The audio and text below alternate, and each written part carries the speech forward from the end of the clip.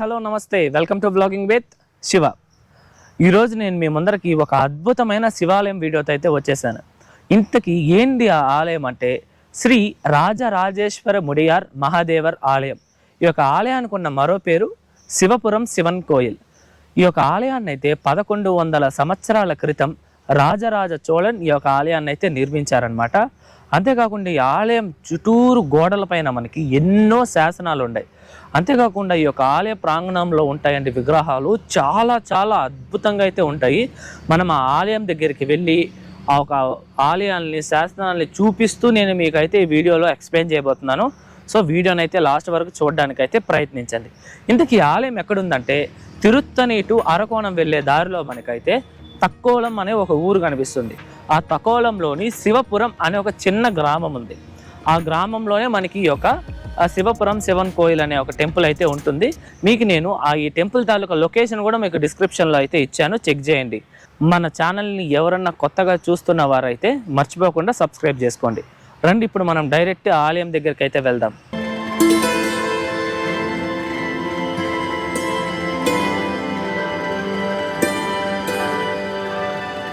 మనం ఇప్పుడు తకోలంలోని శ్రీ రాజరాజేశ్వర ముడయార్ మహాదేవర్ ఆలయానికి అయితే వచ్చేసాము. ఇప్పుడు మనం ఆలయం లోపలికి వెళ్ళి పూర్తి స్థల పురాణము నిర్మాణం అంతా తెలుసుకుందాం రండి.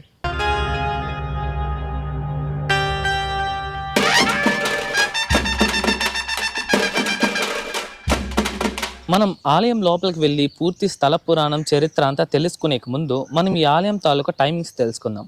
ఈ ఆలయం మనకి ప్రతిరోజు ఉదయం 7:30 నుండి మధ్యాహ్నం అయితే 12 వరకు ఉంటుంది. తిరిగి సాయంత్రం 3 నుండి రాత్రి 8 వరకు అయితే ఉంటుంది. ఓకే, ఇది ఆలయం తాలూకా టైమింగ్స్. మనం ఆలయం లోపలికి వెళ్ళి మొత్తం చరిత్ర తెలుసుకుందాం. ఈ యొక్క ప్రాంతాన్ని 985 నుండి 1015వ సంవత్సరాలు అంటే దాదాపు 29 సంవత్సరాలు ఈ యొక్క ప్రాంతాన్ని రాజరాజ చోళన్ అయితే పరిపాలించారు. ఆయన ఈ యొక్క 29 సంవత్సరాల పరిపాలనలో ఆయన వచ్చి ఒక ఆలయాన్ని అయితే ప్రారంభించారు నిర్మాణాన్ని. ఆయన ప్రారంభించగా ఆయన కొడుకైన రాజేంద్ర చోళన్ ఈ యొక్క ఆలయ నిర్మాణాన్ని అయితే పూర్తి చేశారనమాట. ఈ ఆలయాన్ని చూసినట్టయితే ఈ ఆలయం మొత్తం మనకి రాతితోనే చాలా అద్భుతంగా అయితే నిర్మించబడింది. అంతేకాదండి, ఇది ఇప్పుడు ఒక చిన్న ఊరే అయి ఉండొచ్చు ఈ యొక్క శివపురం అనేది. కానీ పూర్వం చోళుల కాలంలో ఇది చాలా ప్రసిద్ధి చెందిన ఊరు అని అయితే చెప్తారనమాట. ఈ యొక్క శివపురంని ఈ యొక్క రాజరాజ చోళన్కి పరమేశ్వరుడు అంటే ఎంతో అపారమైన భక్తి. అందుకు ఆయన ఎన్నో శివాలయాలను అయితే నిర్మించారు. కానీ మనకి రాజరాజ చోళన్ అంటే గుర్తొచ్చే ఒకే ఒక ఆలయం తంజావూరులోని బృహతీశ్వర ఆలయం. ఆయన ఆ ఒక గుడే కాదండి, కొన్ని వందల శివాలయాలను అయితే మనకి నిర్మించి ఇచ్చారు ఆయన రాజరాజ చోళన్. అంతేకాకుండా ఈ ఆలయంలోనే మనకి లోపల ఆ ఒక రాజరాజ చోళన్ యొక్క ఫోటో కూడా ఉంది. మనం లోపలికి వెళ్ళి ఆ ఒక ఫోటోను కూడా చూద్దాము. అంతేకాకుండా నవంబర్ 3వ తేదీన వచ్చేసి రాజరాజ చోళన్ యొక్క పుట్టినరోజు. ఆయన పుట్టినరోజునప్పుడు ఈ ఆలయంలో ఏం చేస్తారంటే ఈ ఆలయం ప్రధాన ద్వారం దగ్గర ఒక రాజరాజ చోళన్ యొక్క ఫోటో పెట్టి ఈ ఊర్లో ఒక పండగలాగా జరుపుకుంటారంట. ఎన్నో నాటకాలను ఇక్కడ వేసి ఆ రోజు అన్నదానం కూడా చేసి ఒక పెద్ద పండుగలు అయితే ఈ యొక్క ప్రాంతంలో అయితే జరుపుకుంటారు. ఎక్కడ ఈ యొక్క శివపురంలో. మనము ఈ ఆలయం మొత్తం చూసినట్టయితే ఎన్నో శాసనాలు అయితే మనకి కనిపిస్తాయి. మీరు నా బ్యాక్ సైడ్ చూస్తున్నారు కదా, ఇవన్నీ ఈ ఆలయం యొక్క శాసనాలు అనమాట. మనకి ఈ యొక్క ఆలయం శాసనాలు, ఈ ఆలయం చుట్టూరా చాలా చాలా శాసనాలు ఉన్నాయి. ఎన్ని శాసనాలు ఉన్నాయి అంటే 22 శాసనాలు అయితే ఈ యొక్క ఆలయం గోడల పైన అయితే చెక్కబడి ఉంది. దాంట్లో 18 చోట్ల రాజరాజన్ చోళన్ యొక్క పేరునైతే మెన్షన్ చేసి అయితే ఉన్నారనమాట. ఇప్పుడు మనం ఈ యొక్క ఆలయం శాసనాలలో ఏమేమి ఉన్నాయనేది కొన్ని శాసనాలను అయితే మనం చూద్దామన్నమాట. ఇప్పుడు మొదటి శాసనం విషయానికి వస్తే ఈ యొక్క ఆలయానికి అయితే ఒక కోనేరు ఉందన్నమాట. ఈ యొక్క శాసనంలో ఆ ఒక కోనేరు పేరు వచ్చేసి కూవం అనే ఒక కోనేరు వచ్చేసి ఈ యొక్క ఆలయానికి అయితే నిర్మించారనమాట. ఆ కోనేరులోని నీరు వచ్చేసి దేవరపాడ అనే ఊరు నుంచి పారి ఈ యొక్క శివపురం అనే ఊరికి అయితే వస్తుందన్నమాట. ఈ యొక్క శివపురం ఒక గ్రామమే కాకుండా మహాదేవ మంగళం అని మరి ఇంకా 2-3 గ్రామస్తులు ఆ ఒక కోనేరులో నిండి పారి వచ్చిన ఒక నీటిని అయితే వాళ్ళ జీవనానికి అయితే ఉపయోగిస్తారు అని అయితే ఈ యొక్క ఆలయంలోని ఒక శాసనం ఉంది. అంతేకాకుండా గ్రామాలలో మేకలను పెంచి ఆ మేకలోని పాలు పితికి ఆ పాలుతో నెయ్యి చేసి ఆ నెయ్యిని ఇక్కడ స్వామివారికి దీపాలుగా పెడతారని కూడా ఈ యొక్క ఆలయంలో అయితే శాసనం ఉంది. అలాగే మరికొన్ని శాసనాల ప్రకారం ఈ యొక్క ఆలయంలో పనిచేసిన అర్చకుల గురించి, అలాగే మ్యూజిషియన్స్ గురించి, టెంపుల్ స్టాఫ్, ఈ యొక్క ఆలయం తాలూకు అకౌంటెంట్స్ గురించి, అలాగే ఈ యొక్క ఆలయంలో జరిగే నిత్య పూజలు, అన్నదానాల గురించి అయితే శాసనాల్లో రాసి ఉంది. అంతేకాకుండా ఒక సమయంలో ఈ యొక్క ఆలయానికి 102 మంది ప్రతిరోజు అయితే పనిచేసేవారంట ఈ యొక్క ఆలయం యొక్క మెయింటెనెన్స్ కోసం. ఈ ఆలయం యొక్క మరో శాసనం ప్రకారం ఈ యొక్క ఆలయానికి రాజరాజ చోళన్ యొక్క కొడుకైన రాజేంద్ర చోళన్ 180 మేకలను అయితే దానంగా ఇచ్చారని అయితే మనకి ఈ యొక్క శాసనాల్లో అయితే ఉందన్నమాట. అంతేకాకుండా ఈ యొక్క ఆలయంలో రాజరాజ చోళన్, అలాగే ఆయన కుమారుడైన రాజేంద్ర చోళన్ యొక్క శాసనాలే కాకుండా సడైవర్మన్ సుందర్ పాండ్యన్ గురించి, మరెందరో పాండ్యుల రాజుల గురించి కూడా శాసనాలు ఉంది. అవేందో కూడా మనం ఇప్పుడు తెలుసుకుందాం. ఈ యొక్క ఆలయం శాసనం పైన మనకి రాజాది రాజన్ యొక్క కీర్తిని పొగుడుతూ మనకి ఈ యొక్క ఆలయం శాసనం ఉంది. అంతేకాకుండా మనకి హోసల రాజుని ఓడించి కానన్పూర్ని స్వాధీనం చేసుకున్న సడైవర్మన్ సుందర పాండ్యన్ అని కూడా మనకి ఒక ఆలయ శాసనంలో అయితే ఒక వర్డ్ అయితే మెన్షన్ చేస్తుంది అనమాట. ఇలాంటివి మరి ఎన్నో శాసనాలు అయితే మనకి ఈ యొక్క ఆలయంలో మనం చూడొచ్చు. మీరు ఎవరికైనా సరే మన హిస్టరీ గురించి, లేదా స్కల్ప్చర్స్ గురించి, లేదా ఏషియంట్ లిపి ఉంటుంది కదా, ఆ లిపి గురించి ఎవరన్నా పరిశోధన చేసే వాళ్ళకి ఈ యొక్క ఆలయం అయితే చాలా చాలా బెస్ట్ అని చెప్పచ్చు. ఎందుకంటే అన్ని శాసనాలు ఉన్నాయి, మనం ప్రతిదీ నీట్గా తెలుసుకోవడానికి. నేను ఆ ఒక మన 1000 years క్రితం నాటి లిపిని అయితే నేర్చుకోవాలనుకున్నాను, కానీ అది అనుకోవడంతోనే ఆగిపోయింది. దాని తర్వాత మళ్ళీ ట్రై చేయలేకపోయాను. దాన్ని అయితే ఫర్దర్గా ఫ్యూచర్ అయితే ఖచ్చితంగా నేర్చుకుంటాను అనమాట.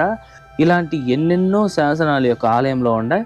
ఇప్పుడు మనం ఈ యొక్క ఆలయం చుట్టూరా మనకి ఎందరో అద్భుతమైన దేవుళ్ళ యొక్క విగ్రహాలు ఉన్నాయి.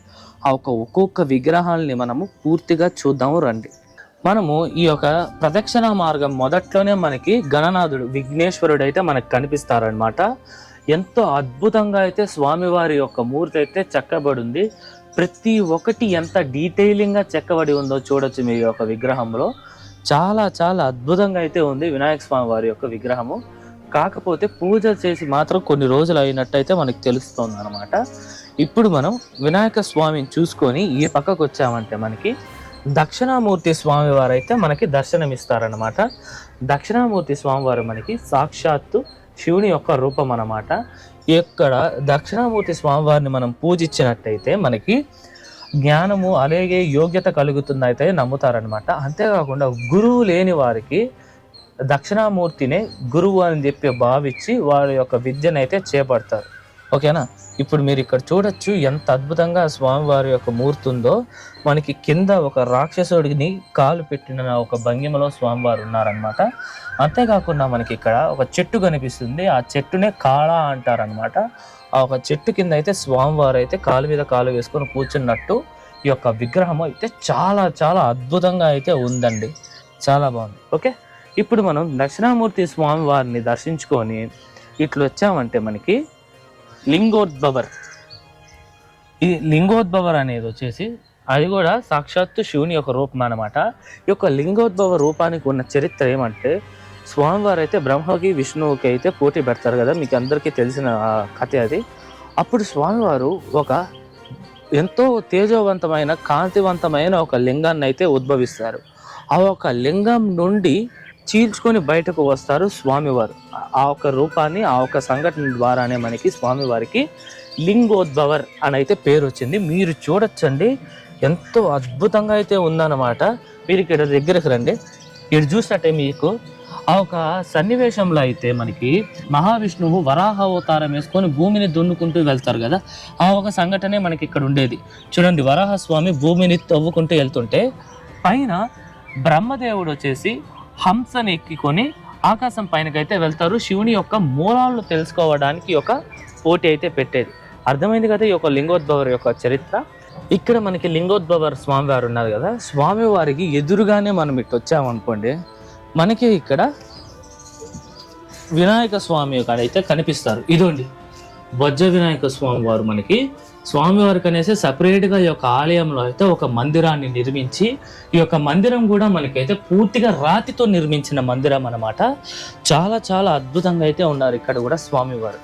ఇటు వస్తే మనకి చాలా ఆలయాలలో ఉండని ఒక అరుదైన 3 తలల బ్రహ్మదేవుడు అయితే మనకి దర్శనం ఇస్తారండి. చాలా చాలా అద్భుతంగా ఉంటుంది బ్రహ్మదేవుడి యొక్క విగ్రహం కూడా. స్వామివారిని దండం పెట్టుకోండి. ఇప్పుడు అక్కడి నుంచి ఇట్లా వచ్చామంటే మనకి దుర్గామాత యొక్క విగ్రహం అయితే మనం చూడొచ్చు. చాలా చాలా అద్భుతంగా అయితే అమ్మవారిని అయితే చెక్కుండారు అనమాట.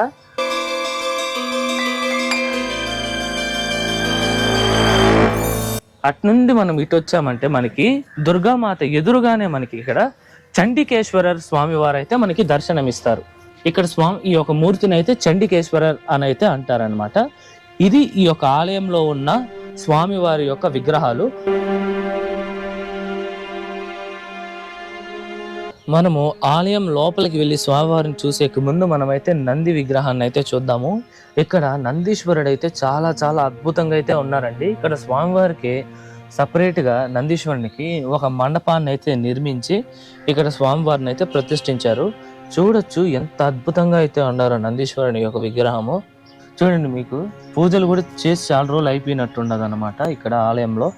ఇప్పుడు మనము నందీశ్వరుని అయితే దర్శించుకున్నాం కదా, ఇప్పుడు మనము లోపలికి వెళ్ళి ఆ పరమేశ్వరుని అయితే దర్శించుకుందాం రండి.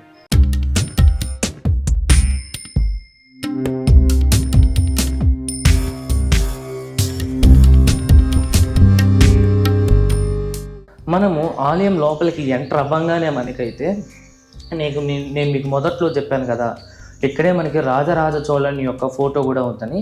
ఇదే అనమాట the great king, the Rajaraja Cholan యొక్క ఫోటో అనమాట. ఈయనే రాజరాజ చోళన్. ఇక్కడ మీకు ఫస్ట్లో చెప్పాను కాబట్టి చూపిస్తాను. ఇప్పుడు మనము ఇట్టే వెళ్దాం రండి. ఇది వస్తే మనకి గర్భాలయం. ఇదే ఈ ఆలయం తాలూకా గర్భాలయం అనమాట. ఈ ఆలయంలో అయితే స్వామివారిని అయితే శ్రీ రాజరాజేశ్వర మొడయార్ మహాదేవర్ అని అయితే పిలుస్తారు, లేదా తీర్థపాలీశ్వరర్ అని కూడా పిలుస్తారన్నమాట స్వామివారిని. స్వామివారి యొక్క మూర్తి అయితే చాలా చాలా అద్భుతంగా అయితే ఉందన్నమాట. మనకి లోపలే కామాక్షమ్మ యొక్క విగ్రహం కూడా ఉంది. ఓకే, ఇప్పుడు మనం చూసినట్టయితే గర్భాలయం మనకి 3 ద్వారాలుగా ఉంది. ఈ 3 ద్వారాలు దాటిన తర్వాత మనకైతే స్వామివారు అయితే కనిపిస్తారు. ఇప్పుడు ప్రస్తుతానికి ఏ పూజారి వారు ఎవరు లేరు కాబట్టి మనం ఇక్కడి నుంచే దర్శనం చేసుకుందాం. లోపలికి వెళ్ళొచ్చో వెళ్ళకూడదో మనకు తెలియదు కాబట్టి ఇక్కడి నుండే స్వామివారిని అయితే దర్శించుకుందాం.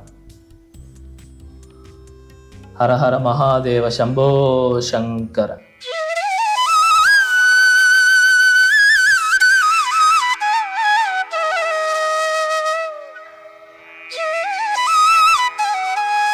మనకి ఈ యొక్క ఆలయంలో ఉన్న మరొక ప్రత్యేకత ఏమిటంటే, మనకి ఏప్రిల్ 24వ తేదీ నుండి మే 7 అంటే ఈ యొక్క 14 రోజులు స్వామివారికి ఇక్కడ నుండి డైరెక్ట్గా సూర్యకిరణాలు స్వామివారిని అయితే తాకుతాయంట. ఇది ప్రతి సంవత్సరము జరుగుతుందన్నమాట. ఇదే ఈ యొక్క ఆలయంలో ఉన్న మరొక ప్రత్యేకత. ఈ యొక్క 14 రోజులు అయితే ఈ యొక్క ఊర్లో పెద్దగా పండుగ జరిపి స్వామివారికి పూజలు చేసి ఇక్కడే అన్నదాన కార్యక్రమాలన్నీ చేపడతారంట. ఈ యొక్క ఆలయంలో మనకి అన్ని మాస పండుగలతో పాటు మహాశివరాత్రి అయితే చాలా చాలా అద్భుతంగా జరుగుతారు. అంతేకాకుండా ఈ యొక్క ఆలయంలో ప్రదోషకాల పూజ కూడా జరుగుతుందంట. ఇలాగా శివునికి సంబంధించిన ఫెస్టివల్స్ అన్నీ ఒక ఆలయంలో అయితే జరుపుతారు. కాకపోతే ఈ యొక్క ఆలయం అయితే ఇప్పుడు పెద్దగా పట్టించుకున్నట్టయితే ఉన్నారండి. పూజలు చేసి కూడా నాకు తెలిసి మినిమం 1 డే 1 వీక్ నుండి 4 డేస్ అంత గ్యాప్ అయితే వచ్చిందనమాట. ఇది ఒక చిన్న గ్రామం అండి. నాకైతే చాలా చాలా అద్భుతంగా నచ్చిందండి ఈ యొక్క ఆలయం అయితే. చిన్న ఆలయమే కానీ చాలా చాలా అద్భుతమైన ఆలయం. అలాగే అద్భుతమైన మన హిస్టరీ కూడా మనం ఈ యొక్క ఆలయంలో వచ్చి తెలుసుకోవచ్చు. మనము ఈ యొక్క ఆలయం తాలూకా ఆర్కిటెక్ట్ చూసామంటే చాలా చాలా అద్భుతంగా అనిపిస్తుందండి. ఈ చిన్న గుడి అయినా చాలా ముచ్చట అనిపిస్తుంది మనకి. మీరు చూసినట్టయితే ఈ ఆలయం పైన ఉంది కదా విమానము, ఈ యొక్క ఆలయానికి విమానం కానీ గోపురం కానీ అదే అనమాట. దాన్ని గర్భగృష్ట శైలిలో అయితే నిర్మించారనమాట. ఈ యొక్క ఆ ఒక స్ట్రక్చర్ని చూడడానికే చాలా చాలా అద్భుతంగా అయితే అనిపించింది. మనకి ఈ యొక్క ఆలయము కొన్ని సంవత్సరాల పాటు అయితే శిథిలావస్థకు అయితే వచ్చేసిందనమాట. చాలా మందికి ఈ యొక్క ఆలయం ఉన్నదనే కూడా తెలియకుండా ఈ యొక్క గ్రామస్తులు కూడా ఈ యొక్క ఆలయాన్ని అయితే పట్టించుకోలేదు. ఆ ఒక సమయంలో ఈ యొక్క ఆలయం పైభాగం మొత్తము పిచ్చి పిచ్చి చెట్లు మొలిచిపోయి మొత్తం చెట్లు పెద్ద పెద్ద చెట్లు కూడా వచ్చేసి మొత్తం పట్టించుకోకుండా దుమ్ము ధూళి మొత్తం నిండిపోయింది ఆలయం అంతా. అప్పుడు ఈ యొక్క ఆలయం తాలూకా హిస్టరీని తెలుసుకున్న ఆర్కియాలజీ డిపార్ట్మెంట్ వాళ్ళు ఈ యొక్క ఆలయానికి వచ్చి ఇక్కడ ఈ యొక్క శాసనాలన్నింటినీ వాళ్ళు పరిశోధించి ఈ యొక్క ఆలయాన్ని అయితే వాళ్ళ యొక్క కంట్రోల్లోకి అయితే తీసుకున్నారనమాట. ఇప్పుడు ఈ యొక్క ఆలయం మొత్తం ఆర్కియాలజీ డిపార్ట్మెంట్ ఆఫ్ ఇండియా వాళ్ళ యొక్క కంట్రోల్లో అయితే ఉంది.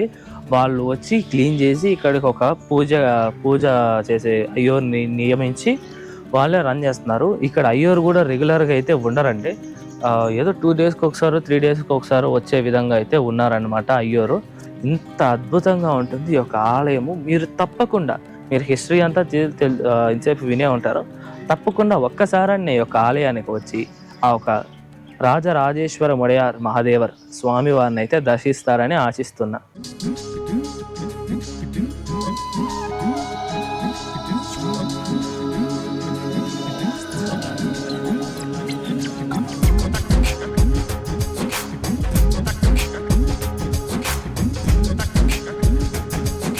ఇదండి ఇవాళ వీడియో ఎలా ఉంది, నచ్చిందా?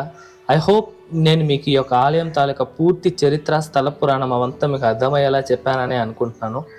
మీరు కూడా ఈ యొక్క ఆలయానికి ఒక్కసారన్నా వచ్చి ఈ యొక్క ఆలయాన్ని అయితే సందర్శించండి. చాలా చాలా అద్భుతమైన ఆలయము.